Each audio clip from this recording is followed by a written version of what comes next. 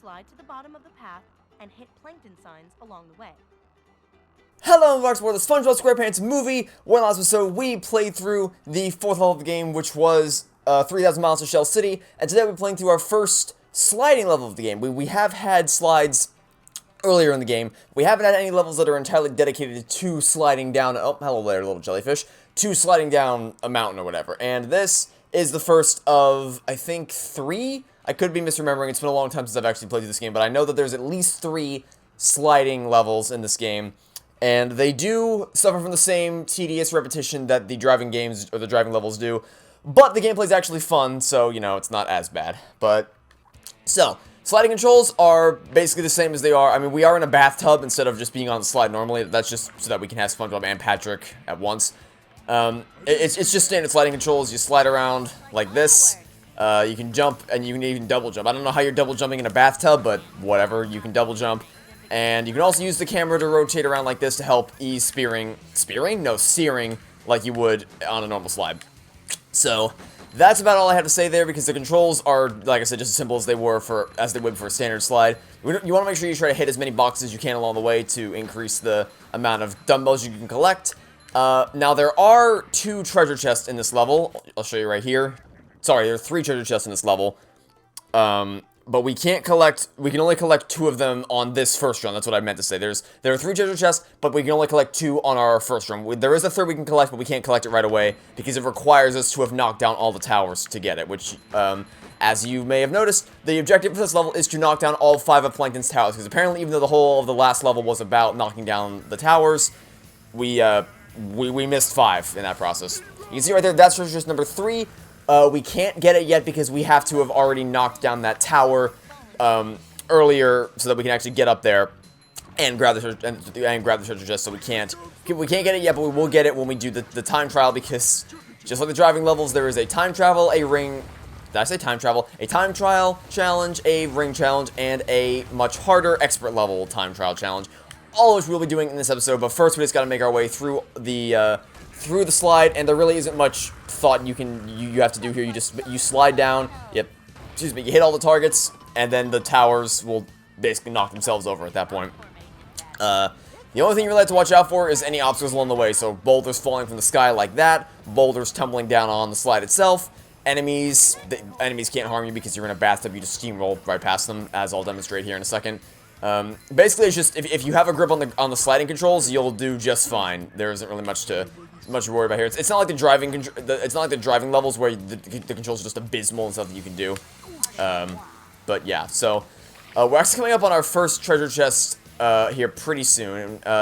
Both of the treasure chests are available right at the end of the level, but it does require you to take a little bit of a secret shortcut. Well, not really secret, but it requires you to take a shortcut, a very obvious one, but still a shortcut in order to get on the track you have to get on in order to get the treasure chest. So most of this level is very linear. You just slide down the slide in the order they want you to. But coming up after we hit the 4th tower, there's going to be a choice between going to the left and going to the right, and we're going to have to go to the left in order to actually get the treasure chest. Also, if you hit any of the steam right here or anything along the way, don't worry, because there's plenty of hamburgers along the way to replenish your health, and if you don't replenish your health, there are still plenty of checkpoints along the way, so there really isn't any threat. You will restart the level for the time trials, but not for and for the ring challenges, but not for the standard drive or the standard slide. The game's not that cruel. Anyway, 4th tower coming up here right ahead. So once we hit this target, you want to position yourself on the right side of the slide so that you can easily turn to the left. Because once this tower gets knocked over, it'll form a bridge. And since we're on the right-hand side, we have plenty of time to turn to the left and then double jump out. You want to wait to jump for as late as possible to make sure you can cross this gap easily, and then just jump into the cave like so. And now we are on track to get our hands on the remaining 2 treasure chests. You can make the jump down here, but it's a bit risky to do that, so I'm gonna show you guys the safe way to get the first treasure chest. Basically, we have to jump off the beating path in order to get the first treasure chest. And also, I recommend spacing your jumps out to like double jump and then double jump a second time. Increase the gaps between the times in which you press the A button as much as possible, so that you can space your jumps out as much as possible and clear long gaps. Now then, the hard way to do what I just did, or wait, we haven't done it yet, but basically, when you get to the top of this hill right here, we're going to jump off the slide and go down. So position the camera so it's pointed down so you can see where you're going, land here, then double jump off a second time so that you can land right. Okay, it looks like I don't know what our momentum just stopped in midair for some reason. I don't know why, but if you fail to jump, it does position you right here. The checkpoint's literally right here, so you can try again. I don't know what happened there. Our momentum just literally stopped in midair. I have no idea. Game, I am holding left. Thanks, game. Yeah, I love it. I sure do love this game. Okay, hopefully the game's actually going to respond to our inputs this time. So, you jump off here, land on this platform, and then you jump off a second time, and you'll land right on this platform. The reason why this is safer is because it literally just lines you up straight with where you have to jump off instead of having to finagle your way in a different direction like you would have at the beginning. Then you just want to stick to the left and right-hand side, depending on where the boulders are sliding down, and if you dodge all the boulders, you'll be able to get to the end safely and grab your first of the 2 treasure chests, like so. See, I don't know what was happening with the game there. I was holding left on the control stick, and it was just taking me to the right, and the other time I just stopped my momentum entirely. I don't know what happened there. But this is the safe way to go about getting that, because you jump off in a straight line to where you have to land to get into that mine shaft. Here, double jump off to the left-hand side onto this rock right here. You have to get across these platforms in order to get the second treasure chest, like so. If you go to the right-hand side, you will just go straight to the end of the level, and you will miss the treasure chest. So there's that. And like I said, the way I made those jumps right there is I just spaced my jumps out as long as possible. So I waited between me pressing the A button like this, so that I could space my jumps out a great distance, so that I could make those longer jumps. Yeah, in short, wait until this point to jump off the slide to get the first treasure chest, then jump off to the left to get the second treasure chest. Just jump on the trampoline to knock over the final tower, and let yourself slide down to the end of the level like so. I knew you guys could do it. Here's your reward. Alright, hope you like that sliding challenge, because we're gonna have to do it 3 more times, just like the driving controls. So, that's fun. Our heroes, having foiled Plankton's evil plans, continue across the desert. But Plankton remains one stubby step ahead of them. He sends someone to make sure that they will fail. He is a vicious, ruthless killer named Dennis. Fortunately, Spongebob and Patrick have discovered the paddy wagon in a parking lot. But the key is missing. So the only thing to do is to go into the rough, tough bar and look for it. Good luck, my friends. You're going to need it.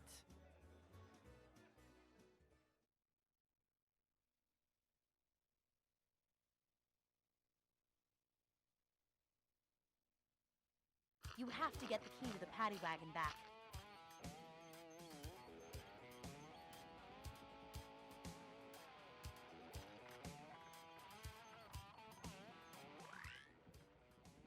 Good news, Patrick. You got enough Goofy Goober tokens for me to teach you a new ability.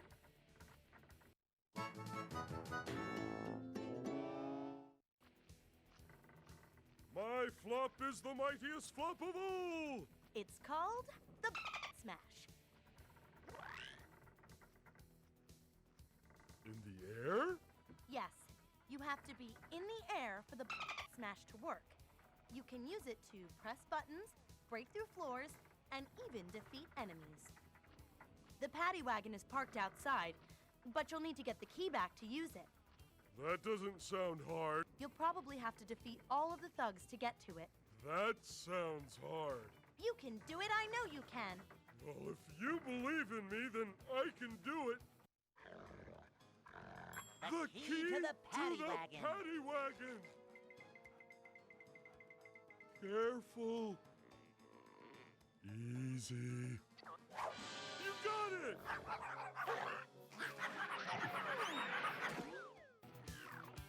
Yep. You heard that right, folks. Patrick didn't have the ability to slam on the ground until this exact moment. Because the movie game's all about limiting your movement as much as possible throughout the game. Anyway, this level's great. We're not going to get to do this level just yet because we do still have 3 more challenges to complete for the Rub-a-Dub-Dub Slip Slide in the Tub level, so we're going to warp back here and start the time challenge.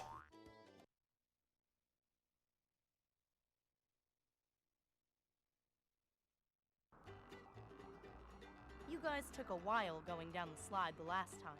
I like to stop and smell the anemones. And old tires. Well, try sliding quickly instead. If you make it under the allotted time, you'll earn a reward. Okay, so we have 3 minutes and 4 seconds to get to the end of the slide, which, for most of it, is not that bad, because, you know, it's a linear path, and you may say, oh, well, the driving levels was a linear path too. Yeah, except the reason why the driving levels are hard on time challenges is because the controls are so abysmal that you'll end up sliding into walls half the time, and you'll just barely make it to the end. Here, the difficulty, for the most part, it's not that hard because, you know, like I said, it's a linear path, so you can just follow the golden line, as it were, and you'll make it to the end pretty effortlessly. The only change I have to make here is this time you have to jump to the right-hand side because we are going after that third treasure chest, and we can't get it unless we stick to the right-hand side, and then grab this treasure chest right here. So here's the third and final treasure chest that we can collect for this level. There's all three. Now we can focus on making it to the end. And like I said, it's a linear path, no alterations for the most part, until that final section where we're jumping across all the rocks, where we had to get both treasure chests. Other than that, there really isn't much you can do to change your path here. So it's really just about, you know, optimizing your route by taking minor shortcuts like what I'm doing here. Like I said, you know, small stuff like cutting corners like this, staying towards the inside of the track. It's not much. It's pretty simple, you know, just shortcutting kind of things, but it does make a difference when it comes, if it comes down to a difference of a second or two, excuse me, it'll make all the difference in the world. Because, like I said, other than that, there isn't much you can do to speed yourself up here. And we got a little bit more ways to go, but yeah, this level is certainly less interesting when the tower's on here, because obviously there's no real mission to knock down the tires. I just said tires, I meant to say towers. Just a nice little slide to the end. Which, like I said, I mean, I like the sliding controls. The slides are really fun in Battle for Bikini Bottom, and some slides in this game are also pretty enjoyable. And just generally speaking, like, it's still, let's make it clear, it's still obnoxious padding, the fact that they have to add a time challenge, range challenge, and then another time challenge. It's just blatantly padding the game, and it's annoying as all heck to deal with. But at least the sliding controls are actually, you know, good, and the slides are kind of fun. So, like, sure, it's padding and it's repetitive and monotonous, but at least the gameplay is still enjoyable compared to in stark contrast, I should say, to the abysmal driving controls. Anyway, we are going to take the shortcut right here because it'll save us a lot of time instead of having to go around the long way. The only difference is that we're not going to take the massive leap off that we did last time, because that cost us a lot of time when it came to actually because the mine shaft takes us in the opposite direction from where we actually want to go, so we had to go the complete wrong way and then loop back around to get back to the end. But if you follow the beating path, then you'll be able to make it to the end just in time. We got 40 seconds to go, and it will not take us 40 seconds to make it to the end of this path, so don't you worry about that. Yeah, just one more little loop to go around here, and then that'll be the end. And then I'll let you guys know how what the time limit is for the Macho time challenge. You by the way, don't take the left path. It takes you the wrong way you want to go. You just want to stick to the right hand side, and you'll get right to the end just like so. All right, so finish the time with 3 minutes and 19 seconds, which is almost what we need for the Macho time challenge. The Macho time challenge limit is 3 minutes and 15 seconds. So just a couple seconds that we can shave off there. And at the end of the day, that just comes down to optimization. I think if we didn't take the shortcut to get the third treasure chest, we probably could have made it under the Macho time challenge limit. So, not too worried about that. Now we gotta do the ring challenge. And the ring challenge, it's a ring challenge, alright. I've got a real challenge for you two. Ooh, three-legged race? Spelling shuffleboard backwards? No, rings will appear along this slide. You have a limited time to get through each ring. I'll reward you if you get through every ring. Did Minnie bother to tell us if the I'm sure you don't need me to explain how this works. Just follow all the rings. The challenge here is that some of the rings will not be on the beating path. Sometimes you'll have to do a little bit of a tricky jumping to get to them, like we did for that second ring. You'll also notice that they turn red. Most of them turn red anyway, right before you reach them, so you don't really have a lot of wiggle room. So if you get hit by an obstacle or something, and you lose your pace, you may miss the ring, because obviously, unlike the driving controls, unlike driving levels where your speed can be adjusted based on, you know, how many nitros you have to boost yourself forward, you're moving at a consistent speed the whole time here, unless you deliberately pull back on the control stick to slow yourself down. One warning to make there is that the rings take an extremely sharp left turn. Also, hold the camera to the right and pull left on the control stick to make sure you can actually make that corner, because that's a really tight corner to make. But yeah, the rings make an extremely sharp left turn at the top of that hill, and if you don't know it's coming, you will miss it. Also, you have to jump here. You have to actually double jump there to make that ring. You won't go through it by default. So as you can see, the difficulty here, because obviously the rings aren't in really obscure places on the driving levels, because your maneuverability in a car isn't that great. So the challenge is just, can you move to the level fast enough to keep up with the rings? Whereas here, you are extremely maneuverable. Excuse me, in the bathtub, because you're going down a slide, and the controls are much better for the slide. So the difficulty here is in putting the rings in extremely random locations that you oftentimes have absolutely no method of predicting, and that becomes extremely prevalent towards the end of the level. And oftentimes, the trick they like the most is alternating which side of the track they're on, so you can never stay on one side of the track for too long. It's just left, right, and it's just the rings. Let me tell you, the rings are a pain. Sliding is still fun, and it's kind of a fun challenge when the rings aren't put in insanely unfair locations. But if you ever come across a tight corner like the thing I showed you earlier, my best tip is to just pull the camera in the opposite direction as you're going, because it helps.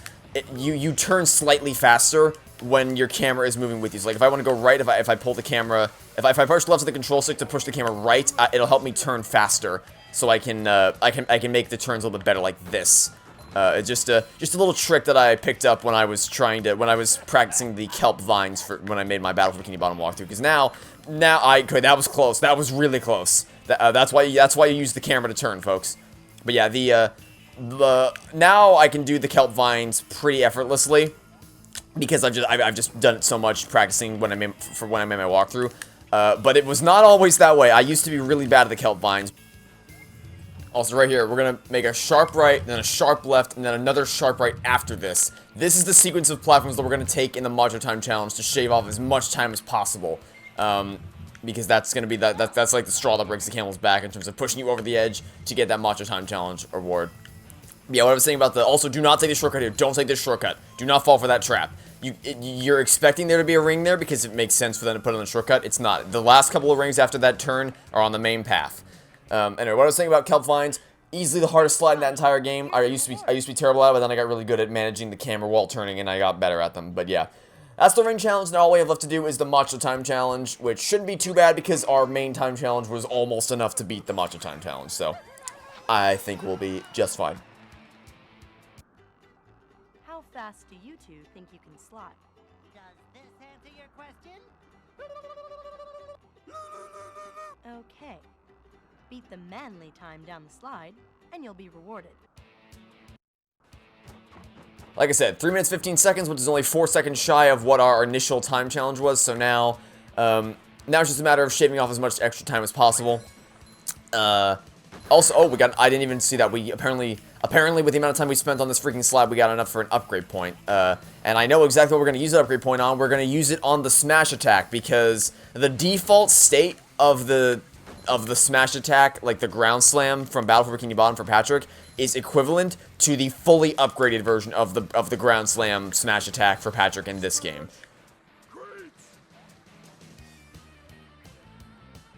Yeah, I mean, we can focus on optimizing our route a little bit with, like, minor shortcuts, you know, cutting corners every now and again, like I did during the main time challenge. But the majority of your time save in this time, and in this run, is going to be from that last little shortcut at the end. But yeah, like I was saying, I'll get into it more in the finale after we beat this freaking game. But one of the main criticisms for this game is that the upgrade system is just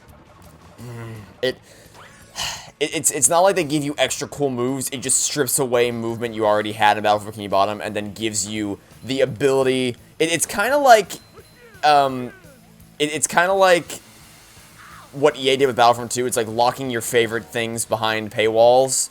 No, sorry, no, not. I mean, yes, that's bad too. What EA did with Battlefront 2 is horrendous. Because it's indefensible, it should never be defended. What they did with those microtransactions is just, like, the bottom of the barrel for the industry.